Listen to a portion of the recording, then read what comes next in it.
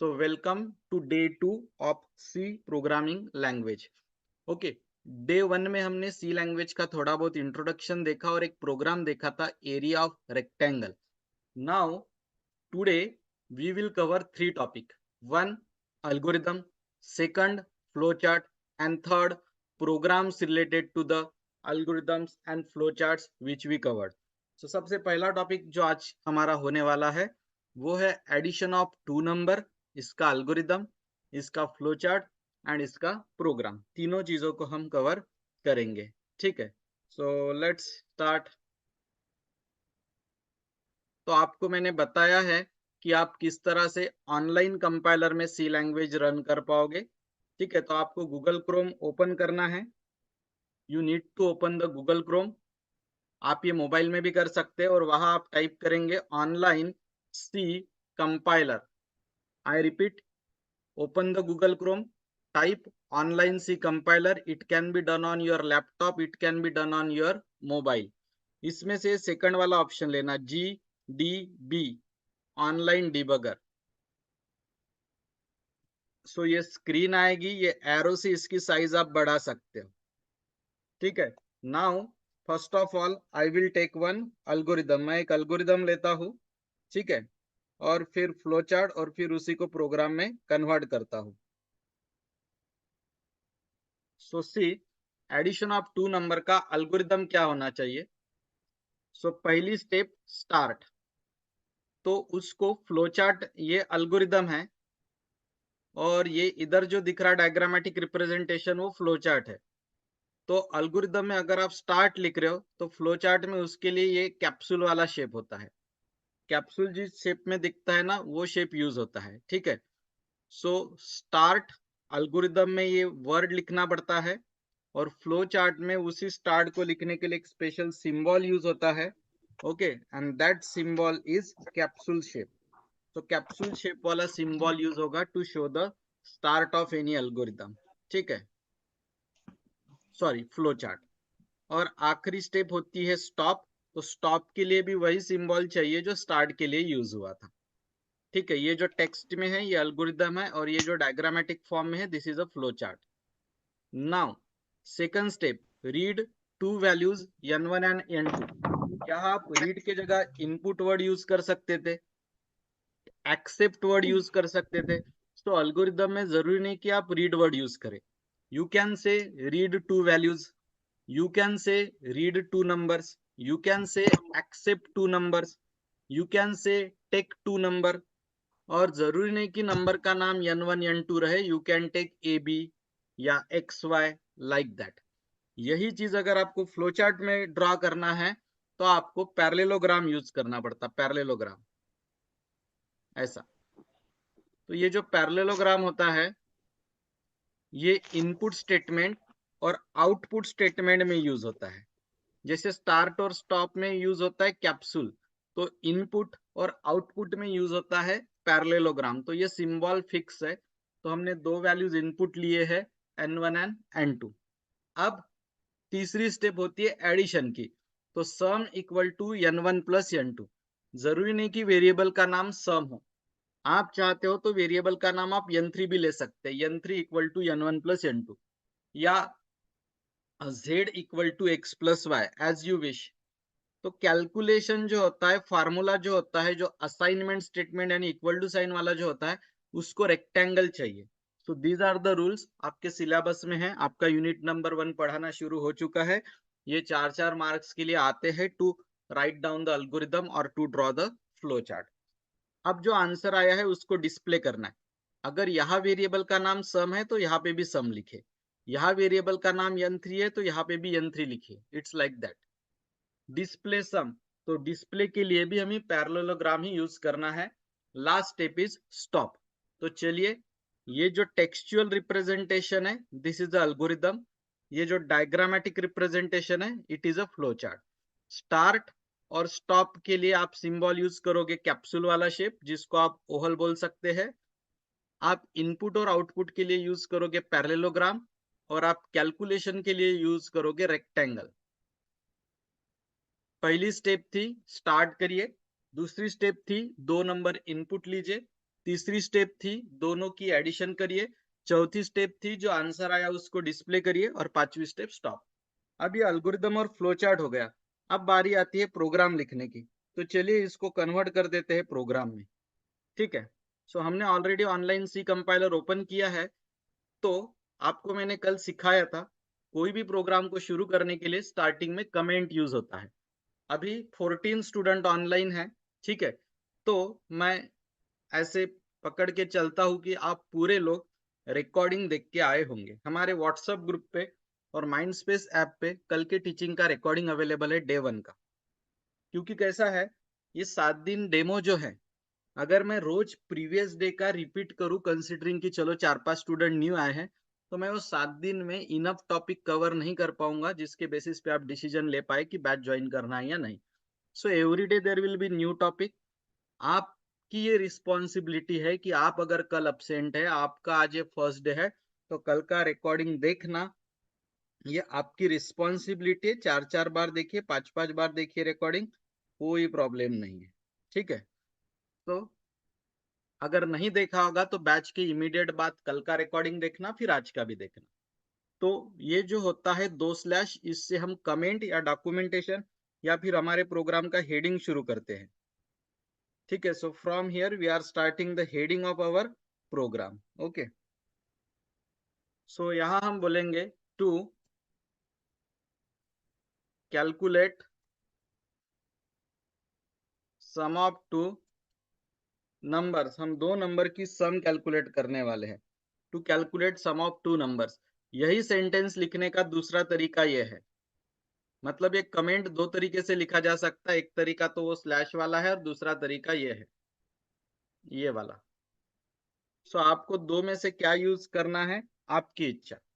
एक तरीका यह है कि आप 2 स्लैश से शुरू करिए, आपका जो भी हेडिंग है वो हेडिंग दीजिए और एंड में कुछ देने की जरूरत नहीं है।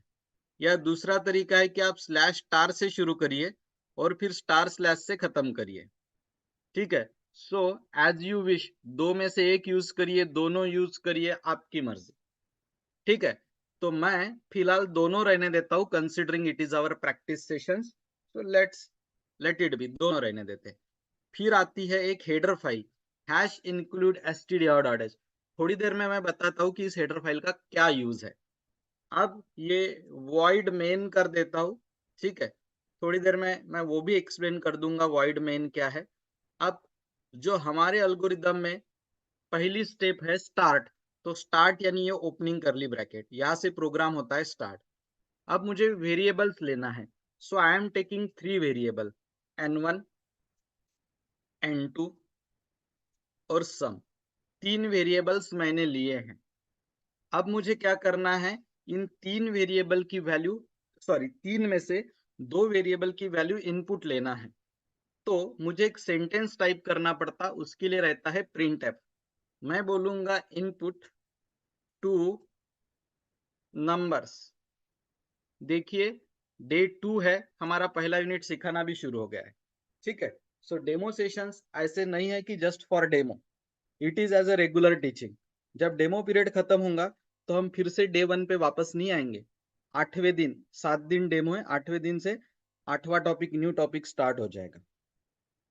जो भी टॉपिक आप मिस करेंगे that you need to cover through recording. Scanf, 2 number input लेना है, मुझे 2 बार लिखना पड़ता %d। तो क्या मुझे आप आइदर ओरली और चैट बॉक्स में बता सकते हो %d में what is the long form of D?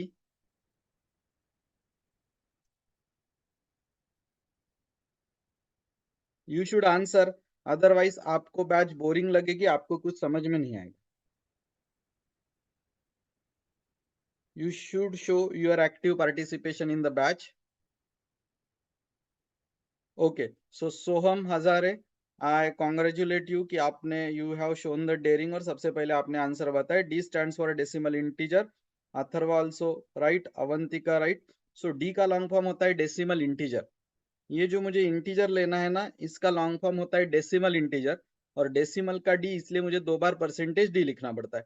Question आता है 2 बार क्यों लिखना, क्योंकि मुझे 2 नंबर इनपुट लेना है n1 और n2। 2 नंबर लेना है, इसलिए मैं 2 बार लिखूंगा। मैं थोड़ी देर में इस प्रोग्राम को चेंज करके 5 नंबर लूंगा। सो मैं 5 बार परसेंटेज डी लिखूंगा। तो ऐसे जब आपको different different variety of example मिलेंगे, तब आप धीरे धीरे समझने लग जाओगे कि कितने बार लिखना है, कैसे लिखना है। ये जो दो आपको ऑरेंज कलर में एंड का साइन दिख रहा है, इसको बोलते हैं मेमोरी एड्रेस। पहली वैल्यू n1 के मेमोरी एड्रेस में स्टोर करना, दूसरी वैल्यू n2 के मेमोरी एड्रेस में स्टोर करना। मेमोरी आपके लिए नए वर्ड नहीं है, रैम, रोम, हार्ड डिस्क, ये नाम आपने सुने होंगे। हम उसी मेमोरी एड्रेस की बात कर रहे हैं, क्योंकि कोई भी वैल्यू स्टोर करने के लिए कंप्यूटर में मेमोरी लगती है, उस मेमोरी को एड्रेस होता है, वही एड्रेस की हम बात कर रहे हैं यहाँ पे। अब फार्मूला लिखने की बारी।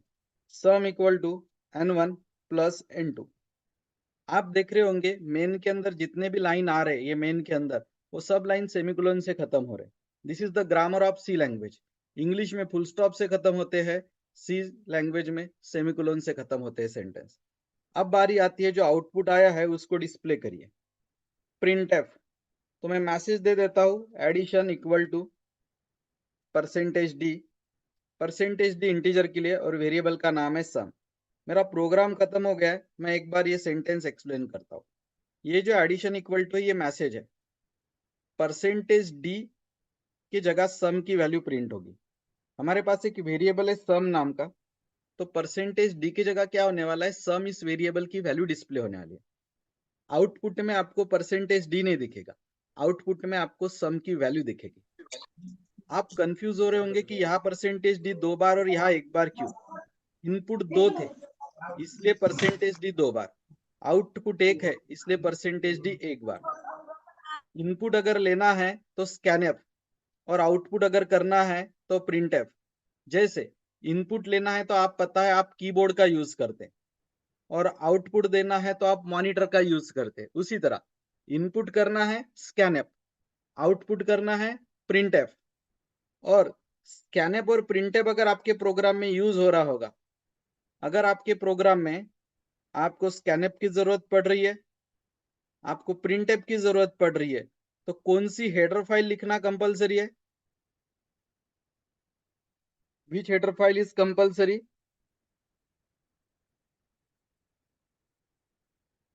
अगर आपको प्रिंटएफ और स्कैनएफ लिखना है तो कौन सी हेडर फाइल कंपलसरी होती है? stdio.h, standard input output header file is compulsory for you, अगर आप ये ऐसा करना चाहते हो तो। प्रिंटएफ और स्कैनएफ के लिए stdio.h होता है, std का लॉन्ग फॉर्म है स्टैंडर्ड, आयो का लॉन्ग फॉर्म है इनपुट आउटपुट, एच का लॉन्ग फॉर्म है हेडर फाइल। ये सेंटेंस नहीं लिखा तो आप प्रिंटएफ और स्कैनएफ का यूज नहीं कर पाओगे, एरर आ जाएगी। चलिए प्रोग्राम को करते हैं रन। रन करने के लिए ग्रीन कलर की बटन है, उसको प्रेस करिए। कुछ एरर आई है, हाँ यहाँ सेमीकोलन नहीं दिया इसलिए एरर आई है। देखिए यहाँ सेमीकोलन मिसिंग है, सो यहाँ पे एक एरर आई थी। फिर से रन करता हूँ। अब मुझे कोई भी दो नंबर मैं दे सकता हूँ, जैसे मैंने दिया है 70 और 99। तो n1 70 है, n2 99 है, और दोनों की एडिशन अभी आ जाएगी यहाँ पे। तो दोनों की एडिशन 169 आई है। फिर से रन करता हूँ। आप माइनस में भी दे सकते हैं नंबर, एक है 789, दूसरा है 678, माइनस में है तो आंसर ये आया। तो two numbers can be anything, positive negative कुछ भी रह सकते हैं दो नंबर्स, ठीक है। सो ये आंसर आ गया। चलिए इस प्रोग्राम को थोड़ा मॉडिफाई करते हैं। अब देखिए, मैंने आपको कल भी बोला था, जब मैं सिखाता हूँ ना तो थोड़ा आप अलर्ट रहिए, और मैं क्या चेंजेस करता हूँ, कैसे करता हूँ, कुछ कुछ चीजें आप भी observe, by observation you need to learn. बराबर है, जरूरी नहीं कि हर चीज मैं आपको बताऊं। कुछ कुछ चीजें आप मैं क्या कर रहा हूँ उसके ऑब्जर्वेशन से भी सीखेंगे। That is called active and self learning, ठीक है। अब मैं क्या करता हूँ, to calculate sum of two numbers की जगह 5 नंबर्स कर देता हूँ। अब आपको ये ऑब्जर्वेशन से सीखना पड़ेगा कि अब सर क्या चेंजेस कर रहे, 2 बार 5 बार करने में क्या डिफरेंसेस है, किस तरह से प्रोग्राम चेंज होता है। That you need to understand by observation, ठीक है। To calculate sum of 5 numbers, ठीक है। ये हेडिंग है, इसको आप कमेंट या डॉक्यूमेंटेशन बोलेंगे। ये नहीं लिखा तो भी चलता, आप ये 2 लाइन डिलीट कर दो, कोई फर्क पड़ने वाला नहीं है, प्रोग्राम रन होगा ही होगा। तो ये जो 2 लाइन हम लिखते हैं, ये पूरे ऑप्शनल है दोनों line. This both lines are optional, इच्छा है लिखो, इच्छा नहीं है छोड़ दो। ठीक है। हैश इंक्लूड stdio.h, ये हेडर फाइल है। std का लॉन्ग फॉर्म है स्टैंडर्ड, io का लॉन्ग फॉर्म है इनपुट आउटपुट, और h का लॉन्ग फॉर्म है हेडर, हेडर फाइल। ये दो फंक्शंस को सपोर्ट करती है। ये printf हो गया, scanf हो गया, ये वाला printf हो गया, ये मेन हो गया। जिनके सामने आपको गोल ब्रैकेट दिखेंगे ना, उनको फंक्शंस बोलते हैं। और printf और scanf को ये हेडर फाइल सपोर्ट करती है। मतलब मान के चलिए कि आपने अगर ये हेडर फाइल नहीं लिखी, तो फिर आपके प्रोग्राम में आप printf और scanf का यूज नहीं कर पाओगे। printf एक आउटपुट स्टेटमेंट है और scanf एक इनपुट स्टेटमेंट है। ठीक है। Now let's move ahead. अब मुझे 5 नंबर्स यूज करना है, तो मैं 5 नंबर यूज करता हूँ। n1, n2, n3, n4, n5। अब आपको वेरिएबल का नाम सम पसंद नहीं है, आप चाहते हो कि सर वेरिएबल का नाम सम मत लो ना आप, ठीक है, आप वेरिएबल का नाम सिर्फ sm ले लेना, सम का शॉर्ट फॉर्म, तो भी चलेगा। या आप बोलोगे सर वेरिएबल का नाम n6 नहीं चलेगा क्या? बिल्कुल चलेगा, विराट कोहली भी चलेगा, no issue. Now input 2 numbers की जगह हम बोलेंगे इनपुट 5 नंबर्स। ये जो मैसेजेस होते हैं ये डबल कोट में चाहिए। ये जो 2 डॉट है ये डेकोरेशन है, वो कोलन देना कुछ कंपलसरी नहीं है, ये अच्छा दिखने के लिए दिया है ये 2 डॉट। हाँ, ये डबल कोट देना कंपलसरी, ये 2 डॉट देना कंपलसरी नहीं है। अब 5 वैल्यू लेना है तो मुझे परसेंटेज डी 5 बार लिखना पड़ेगा। देखो, लर्न बाय ऑब्जर्वेशन। अब आपको समझ में आना चाहिए, 2 वैल्यू लेना था तो परसेंटेज डी 2 बार था, 5 वैल्यू लेना है तो परसेंटेज डी 5 बार रहेगा। ठीक है। अब यहाँ पे n3, n4, n5। ठीक है, like that you will write down n1, n2, n3, n4, n5। ठीक है, तो फार्मूला भी लिखिए उसी तरह से। ठीक है। अब addition equal to percentage D, ये जो प्रिंटफ में एडिशन इक्वल टू ये मैसेज है। आप बोलोगे सर एडिशन की जगह सम नहीं लिख सकते क्या? सम लिखिए। अब वेरिएबल का नाम sm है, sm, यहाँ पे भी sm कर दीजिए। आप बोलोगे इनपुट में परसेंटेज डी 5 बार था, आउटपुट में एक ही बार है। रीजन इज इनपुट 5 थे, आउटपुट 1 है। और होने क्या वाला है, जहां पे आपको परसेंटेज डी दिख रहा वहां sm की वैल्यू डिस्प्ले होने वाली। मैसेजेस जो ग्रीन कलर वाले ये सब डबल कोट में होना। Let's run the program. कोई भी 5 वैल्यू दीजिए, पॉजिटिव निगेटिव कोई फर्क नहीं पड़ता। हो गए 5 वैल्यूज, ये 793 इज द आंसर। 5 में से एक वैल्यू निगेटिव भी थी, कोई प्रॉब्लम नहीं। ठीक है। अब वेरिएबल के नाम बदल के देखते, चलो n1 के जगह a कर देते हैं, b, c, d, e, 5 variable. अब इधर भी नाम बदलिए आप, a, b, c, d, e। ठीक है, यहाँ पे भी।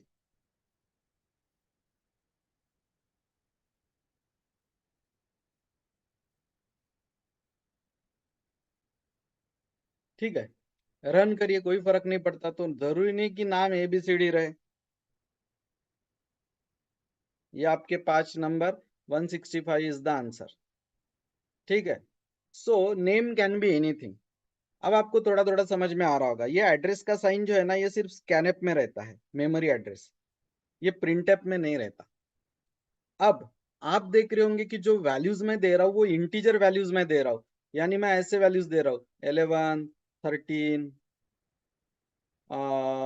191, -33, ऐसे। मैंने ऐसे वैल्यूज नहीं दिए, 11.0, 13.5, 191.6, ऐसे वैल्यूज मैंने नहीं दिए हैं। तो ऐसे वैल्यूज अगर आपको देना है तो आप डेटा टाइप बदल देंगे, इंटीजर के जगह फ्लोट कर देंगे। फ्लोट है तो फिर यहाँ परसेंटेज f लिखना पड़ेगा, फ्लोट का short form, f for float. यहाँ पे भी एफ फॉर फ्लोट। तो यहाँ आपने फ्लोट किया, परसेंटेज डी के जगह एफ किया, रन करिए। लेट ज्वाइनर्स को समझने में दिक्कत जाएगी। बैच शुरू किया तो 15 लोग थे, अभी 17 हुए, तो जो 2 लेट ज्वाइनर्स है वो बैच का रिकॉर्डिंग देख के समझने की कोशिश करेंगे, ठीक है।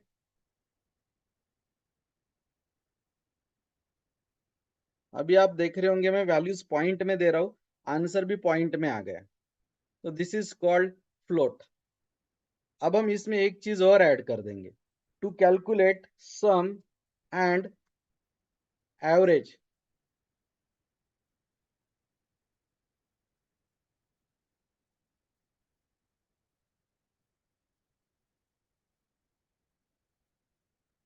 Average of 5 number. अब आप एक वेरिएबल और ले लीजिए, A V for average. Sum के बाद आप एवी कैलकुलेट करिए, AV is equal to sum की वैल्यू डिवाइडेड बाय 5।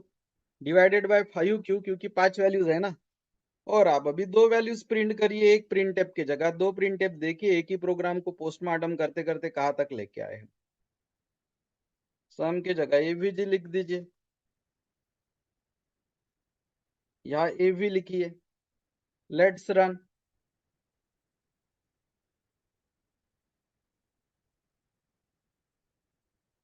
देखो सम आई 150.00 और एवरेज आया 30.0। लेकिन आप ऑब्जर्व कर रहे होंगे कि सम और एवरेज एक ही लाइन पे प्रिंट हो गया। क्या उसको नए लाइन पे लेके जाया जा सकता था? बिल्कुल। आप क्या करिए, ये जो एवरेज है, एवरेज, उसके पहले एक लाइन लिखिए, स्लैश एन।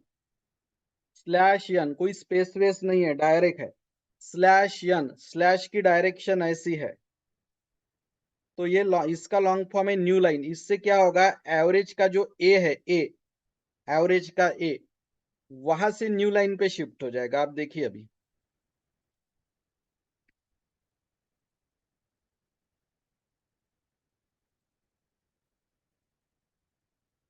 देखिए बराबर जहां पे ये बैक स्लैश एन था, वहां से ये न्यू लाइन पे चला गया। पहले दोनों एक ही लाइन पे दिखते थे, अब दोनों अलग अलग लाइन पे दिखना शुरू हुआ। तो ये एवरेज का ए, यहां से कर्सर न्यू लाइन पे जाने के पीछे रीजन ये वाला स्लैश है, ये वाला स्लैश है। तो ये छोटी छोटी चीजें हैं, जैसे मैंने बोला आप बाय ऑब्जर्वेशन सीखोगे। मेरे साइड से ये प्रोग्राम कंप्लीट है। इसको शॉर्ट में रिवाइज करते हैं और प्रोग्राम को चेंज करते हैं। सो ये जो लाइन है, डबल स्लैश से शुरू एंड नो एंडिंग सिंबल, ये हो गई कमेंट, ये हो गया डॉक्यूमेंटेशन, ये हो गया आपके प्रोग्राम का हेडिंग। ये लाइन लिखना कंपलसरी नहीं है, आप इस लाइन को छोड़ सकते हो। So to calculate sum and average of 5 number, ये लाइन लिखने का एक और तरीका है, स्लैश और स्टार से शुरू करिए, स्टार और स्लैश से खत्म करिए। दो में से कोई भी एक ऑप्शन आप चूज कर सकते हैं। और लिखना जान पे आ रहा तो दोनों लाइन छोड़ दो, कंपलसरी नहीं है, लेकिन लिखना चाहिए as a good programmer. This is called header file. इस हेडर फाइल का लॉन्ग फॉर्म है standard input output header file. ये हेडर फाइल हमने लिखनी चाहिए दो फंक्शन को सपोर्ट करने के लिए, printf as output function, scanf as a input function. So ये दोनों को सपोर्ट करती है ये हेडर फाइल। ये हेडर फाइल लिखी तो आप ये दोनों चीजों का यूज कर पाओगे, नहीं लिखी तो नहीं कर पाओगे। Very simple. और आगे चलते हैं। यहाँ डेटा टाइप है फ्लोट। थोड़ी देर पहले मैंने इंटीजर लिया था। इंटीजर और फ्लोट का एग्जाम्पल ये है, ये इंटीजर हो गया और ये फ्लोट हो गया। 15 इज इंटीजर, 15.7 इज फ्लोट। तो मैंने फ्लोट लिया, पहले इंटीजर लिया, तो फिर यहाँ हो गया, यहाँ हो गया, यहाँ हो गया। आपको परसेंटेज डी करना पड़ता, डेसिमल इंटीजर का डी। और यही आपने फ्लोट किया तो फिर परसेंटेज एफ करना पड़ता। अगेन लर्निंग बाय ऑब्जर्वेशन, क्या हो रहा है, क्या बदल हो रहे हैं, क्या चेंजेस हो रहे हैं, समझने की कोशिश करिए। A B C D E S M A V, ये वेरिएबल के नाम है। टोटल 7 वेरिएबल लगे। आप A B C D E F G भी ले सकते थे, मैंने वेरिएबल के नाम आपको बदल के भी दिखाए। तो वेरिएबल के नाम मायने नहीं रखते। Print F input 5 number, green वाला डबल कोट में चाहिए, मैसेज है। आखिरी में सेमिकोलन चाहिए। मेन के अंदर कितने लाइंस आ रहे, 1 2 3 4 5 6 7, मेन के अंदर के सभी लाइन सेमिकोलन से खत्म होते हैं, मेन के ऊपर के नहीं। 5 वैल्यूज इनपुट लेना है तो स्कैनएप में परसेंटेज अब 5 बार चाहिए। Printf output statement, scanf input statement. वो ऑरेंज कलर में जो आपको एंड दिख रहा वो है मेमोरी का एड्रेस। तो 5 वैल्यू 5 मेमोरी एड्रेस पे स्टोर हो जाएंगे। बहुत सारे लोग क्या करते हैं स्टूडेंट, ये कॉमा ये डबल कोट के अंदर लिखते हैं, 0 मार्क्स हो जाएंगे आपके। कहाँ पे कॉमा है, कहाँ डबल कोट खत्म हो रहा है, ये ग्रामर आपको सीखना पड़ेगा। फिर आपने सम का फार्मूला लिखा, एवरेज का फार्मूला लिखा, ये स्लैश एन से कर्सर न्यू लाइन पे जाता है, ये sum equal to average equal to ये मैसेजेस है, ये परसेंटेज एफ के जगह एस एम की वैल्यू दिखेगी, ये परसेंटेज एफ की जगह एवी की वैल्यू दिखेगी। डबल कोट कहाँ खत्म हो रहा है, कॉमा कहाँ है, समझिए। नहीं समझ में आ रहा, बार बार रिकॉर्डिंग देखिए। बैकस्लैश एन से कर्सर न्यू लाइन पे जाएगा, यहाँ program end. From my side this program is over. I am waiting for any doubt from your side. आपको कुछ डाउट है तो चार्ट बॉक्स में या ओरली आप पूछिए मुझे। अथर्व इज आस्किंग कि ये स्लैश एन से क्या हो रहा है। अथर्व, ये स्लैश एन अगर हम निकालते हैं तो आप देखिए दोनों आउटपुट एक ही लाइन पे आ जाते हैं। अभी देखिए आप,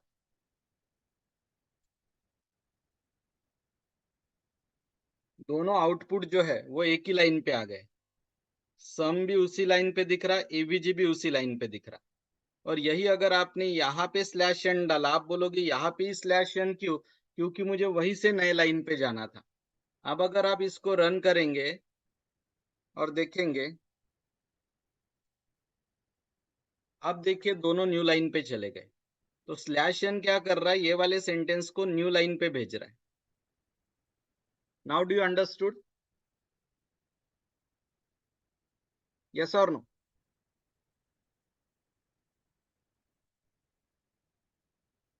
ओके, देखिए आप यहाँ से 7 दिन बाद बोलोगे कि सर हमें समझ में नहीं आया, तो कोई फायदा नहीं अगर आप बैच में डाउट्स नहीं पूछेंगे। मैं तो सिंपल बोल रहा हूँ ना, नहीं समझा तो डाउट पूछे जैसे अथर्व ने पूछा, और समझा तो यस लिखे ताकि मुझे पता चले कि we should be able to go ahead, है ना। देखिए lot of facilities which we are having, जो पॉलिटेक्निक लेवल पे कोई नहीं देता। हमारा माइंड स्पेस का ऐप है, डेली रिकॉर्डिंग्स मिलते हैं, प्रिंटेड नोट्स है, ठीक है। सो ये जो सब फैसिलिटीज है, that too in a very reasonable price, ठीक है, nobody will give you, ठीक है। सो इसका फायदा लीजिए, जो चीजें नहीं समझती है वो पूछिए। चलिए हम अगला प्रोग्राम लेते हैं। अब हम प्रोग्राम लेंगे algorithm and flowchart to calculate area of rectangle वाला तो कल हो चुका है, तो मैं सिर्फ अल्गोरिदम और फ्लोचार्ट समझा देता हूँ क्योंकि ये कल हुआ है। जो अपसेंट थे वो रिकॉर्डिंग के थ्रू देखेंगे। पहली स्टेप आती है स्टार्ट। स्टार्ट के लिए हमारे पास सिंबल होता है कैप्सूल शेप, ओहल। फिर आता है रीड, रीड यानी इनपुट। क्या इनपुट लेना है, तो लेंथ और ब्रेड्थ। तो अगर आपको लेंथ और ब्रेड्थ इनपुट लेना है तो इनपुट के लिए आपको सिंबल यूज करना पड़ता है पैरेललोग्राम। सिंबल्स फिक्स है, सिंबल में मिस्टेक करोगे मार्क्स 0 हो जाएंगे। एग्जाम में 4 मार्क के लिए क्वेश्चन आता है ये एल्गोरिदम और फ्लोचार्ट लिखने के लिए। कैलकुलेट एरिया, तो ये फार्मूला है। फिर आप वेरिएबल का नाम कुछ भी ले सकते। यहाँ आपको ए पसंद है तो ए लिखिए, लेंथ के जगह एल लिखिए, मल्टीप्लाई, ब्रेड्थ के जगह बी लिखिए। वेरिएबल के नाम इज योर चॉइस। मैंने अभी अभी आपको एग्जांपल देके समझाया। तो 1 minute please. So here you can see कि रीड जो होता है वो हमने पैरेललोग्राम में लिखा था, और ये जो फार्मूला है ये रेक्टेंगल में लिखना होता है। वेरिएबल के नाम आप कुछ भी ले सकते हैं। डिस्प्ले, डिस्प्ले एक आउटपुट स्टेटमेंट है, तो ये पैरेललोग्राम में चाहिए। प्रोग्रामिंग में हम इसको डिस्प्ले के जगह प्रिंटफ लिखते हैं, ठीक है। और last step is stop. So start Oval या इलिप्स या कैप्सूल शेप में। रीड यानी इनपुट करना है लेंथ और ब्रेड्थ, तो पैरेललोग्राम। कैलकुलेशन फार्मूला, वेरिएबल के नाम कुछ भी चलेंगे, रेक्टेंगल। डिस्प्ले यानी प्रिंट एप, पैरेललोग्राम। और स्टॉप अगेन जो स्टार्ट का सिंबल था वही स्टॉप के लिए रिपीट होता है। ये प्रोग्राम हमने डे 1 के इसमें देखा है, ठीक है।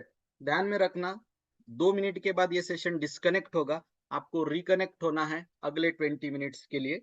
और जब हम रिकनेक्ट होंगे तो हम जो लोग ज्वाइन नहीं हुए माइंड स्पेस ऐप पे उनको भी आज ज्वाइन करवाएंगे, ठीक है। Next is algorithm and flow chart to calculate area of circle. ये 2 मिनट जो है डिस्कनेक्ट होने के पहले, उसमें ये अल्गोरिदम और फ्लो चार्ट खत्म होगा। और जब हम रिकनेक्ट हो जाएंगे 640 को, वापस से कनेक्ट होंगे, same link, same user name, same password, तो इसका हम प्रोग्राम देखेंगे। तो पहली स्टेप होती है स्टार्ट, ये एल्गोरिदम है। स्टार्ट को फ्लो चार्ट में ऐसे लिखते हैं कैप्सूल शेप में। Read value of radius, radius की वैल्यू हमें इनपुट लेना है, रीड का मतलब होता है इनपुट। उसके लिए हमें चाहिए फ्लो चार्ट में पैरेललोग्राम। फिर कैलकुलेट एरिया, तो फार्मूला है circle area equal to 3.14 multiply by radius multiply by radius, ये फार्मूला हुआ pi R square. C language में आप रेडियस का स्क्वायर नहीं लिख सकते, आपको रेडियस मल्टीप्लाई बाय रेडियस ही लिखना पड़ेगा। आपको क्यूब लिखना है तो आप क्यूब भी नहीं लिख सकते, आपको radius into radius into radius लिखना पड़ेगा। These are the certain rule. आप रेडियस स्क्वायर लिखने जाओगे, मार्क्स 0 हो जाएंगे। तो जो कैलकुलेशन पार्ट है वो रेक्टेंगल में वेरिएबल का नाम कुछ भी चलेगा। एरिया के लिए ए लीजिए, रेडियस के लिए आर लीजिए। Display, display is output statement, उसके लिए आपको पैरेललोग्राम चाहिए। And last step is stop. तो पहली स्टेप है स्टार्ट करिए, दूसरी स्टेप है रेडियस की वैल्यू इनपुट लीजिए, तीसरी स्टेप है एरिया कैलकुलेट करिए, चौथी स्टेप है आंसर डिस्प्ले करिए, पांचवी स्टेप है स्टॉप। स्टार्ट और स्टॉप के लिए इलिप्स, इनपुट और आउटपुट के लिए पैरेललोग्राम, कैलकुलेशन, असाइनमेंट स्टेटमेंट के लिए रेक्टेंगल। अब हम रिकनेक्ट होने के बाद इसका प्रोग्राम देखेंगे। So I request all 17 student to reconnect on the same link using same user name password.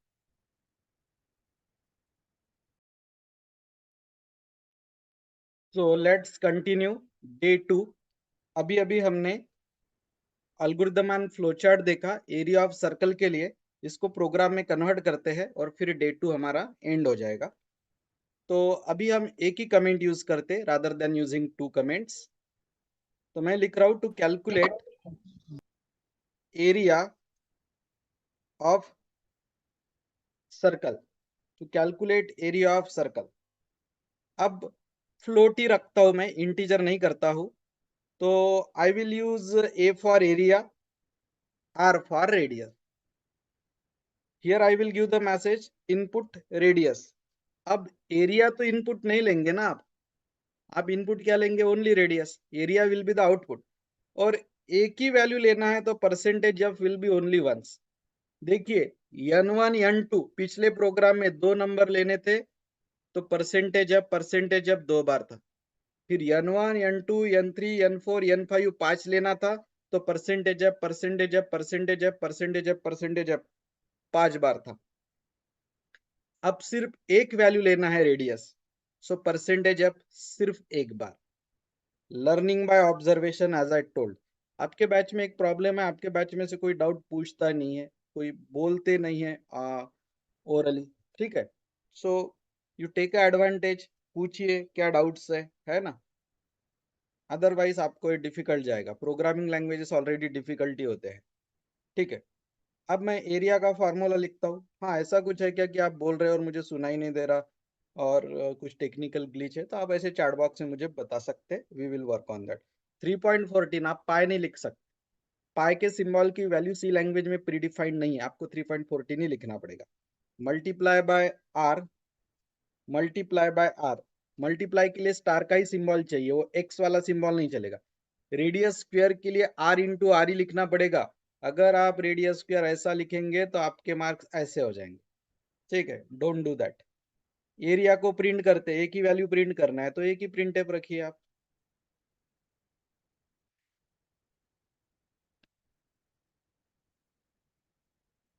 Variable का नाम है ए। आपको लग रहा होगा कि सर ये स्पेसेस छोड़ रहे हैं, स्पेसेस वैसेस छोड़ने की जरूरत नहीं है, ये लाइंस आप हटा सकते, या थोड़ा गुड लुकिंग के लिए, बाकी कुछ नहीं। चलिए रन करता हूँ, एक्सप्लेन भी करूंगा 2-3 बार। इनपुट रेडियस फ्लोट है तो चलो वैल्यू पॉइंट में देते हैं 30.99, और एरिया आएगा 614.56।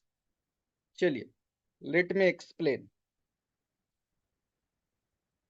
To calculate area of circle, 2 बार स्लैश से शुरू करिए, एंडिंग सिंबल देने की जरूरत नहीं है। No need of giving ending symbol, just आप स्टार्टिंग सिंबल दीजिए। ये जो लाइन होती है इसको आप कमेंट बोल सकते हो, डॉक्यूमेंटेशन बोल सकते हो या हेडिंग बोल सकते हो। इसको लिखने का एक और तरीका समझाया है, स्लैश स्टार से शुरू, स्टार स्लैश से close. Hash include stdr dot है, जब आपको अच्छे से पता हो गया होगा। लॉन्ग फॉर्म है standard input output header file. यहाँ दो स्टेटमेंट को सपोर्ट किया जाता है, प्रिंटफ, स्कैनफ। ये दो स्टेटमेंट यूज करना है तो ये हेडर फाइल लिखनी ही पड़ेगी। वॉइड मेन से प्रोग्राम शुरू होता है। अब मेन के अंदर जितने भी लाइन आएंगे सभी सेमीकोलन से खत्म होने चाहिए। फ्लोट के जगह इंटीजर लिखने से क्या होता है आपको बहुत अच्छे से पता है अभी। ठीक है, आप इंट भी यूज कर सकते हैं, लेकिन इंट यूज किया तो फिर ये 3.14 में दिक्कत हो जाएगी ना।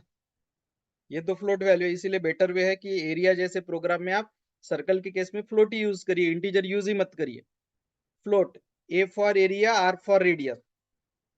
आप नाम बदल सकते हैं, आपको नहीं पसंद आ रहे नाम, एरिया के लिए ए आर ले लीजिए, रेडियस के लिए आर डी ले लीजिए, आपके इच्छा।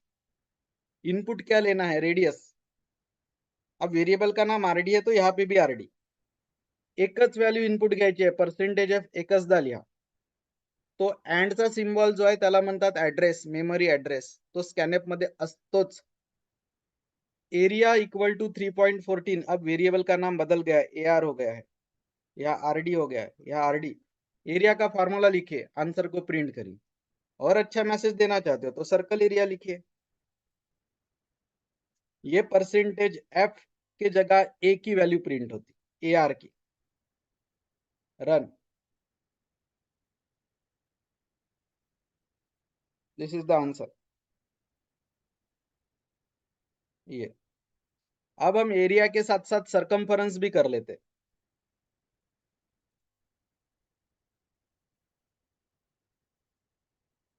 Area and circumference of circle, तो एक वेरिएबल और ले लेते हैं, एरिया सरकमफरेंस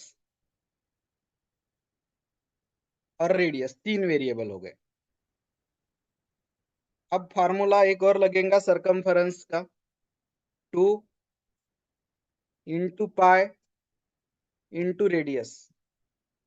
और अब प्रिंटफ स्टेटमेंट भी दो बार लगेंगे। दूसरी लाइन न्यू लाइन पे चाहिए, इसलिए आप स्लैश एन लिखेंगे।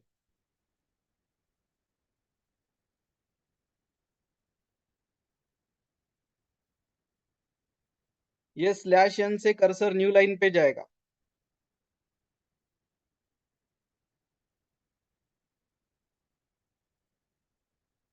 अब देखिए मैं रन कर रहा हूं, अब दो दो आंसर आएंगे। कुछ तो भी यहाँ सेमीकोलन मिसिंग है, एरर आई। इनपुट रेडियस, एरिया भी आया, सरकमफरेंस भी आया।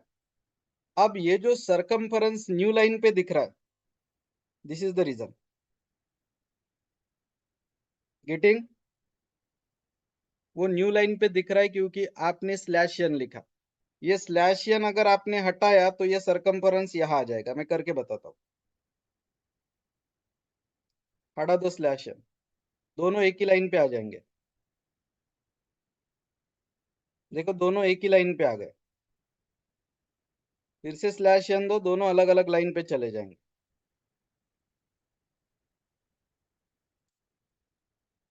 दोनों अलग अलग लाइन पे है अभी। चलिए शॉर्ट में इसको रिवाइज करते हैं और फिर हम रुक जाएंगे। दिस इज कॉल्ड कमेंट और डॉक्यूमेंटेशन। ये लिखना ऑप्शनल है, कंपलसरी नहीं है। यहाँ पे हम area and circumference of circle type calculate करने वाले। ये हेडर फाइल है जो दो फंक्शन को सपोर्ट करती है, प्रिंटफ और स्कैनफ। यहाँ से प्रोग्राम शुरू होता है, यहाँ प्रोग्राम खत्म होता है। फ्लोट, इंटीजर, इनको डेटा टाइप्स बोला जाता है। A R, C F, R D, इनको वेरिएबल्स बोला जाता है। ये नाम आप आपके मन से ले सकते हैं, A for area, C for circumference, R for radius. Input radius, आप रेडियस की वैल्यू इनपुट लोगे। फ्लोट है इसलिए परसेंटेज एफ। प्रिंट के लिए प्रिंट एफ, इनपुट के लिए स्कैन एफ। एक वैल्यू लेना है परसेंटेज एफ एक बार, 5 वैल्यू लेना है परसेंटेज एफ 5 बार। ये साइन को बोला जाता है मेमोरी एड्रेस, ये सिर्फ स्कैन एफ में होता है, प्रिंट एफ में नहीं। ये एरिया का फॉर्मूला है, ये सरकमफेरेंस का फॉर्मूला है। आप आर स्क्वायर नहीं लिख सकते, आपको आर इंटू आर लिखना पड़ेगा। मल्टीप्लाई के लिए स्टार यूज करना पड़ेगा। ये वाले परसेंटेज एफ की जगह ए की वैल्यू दिखेगी, ये वाले परसेंटेज एफ की जगह सी की वैल्यू दिखेगी। ये वाले परसेंटेज एफ कभी प्रिंट नहीं होते, उनकी जगह ए और सी की वैल्यू प्रिंट होती। रन करिए।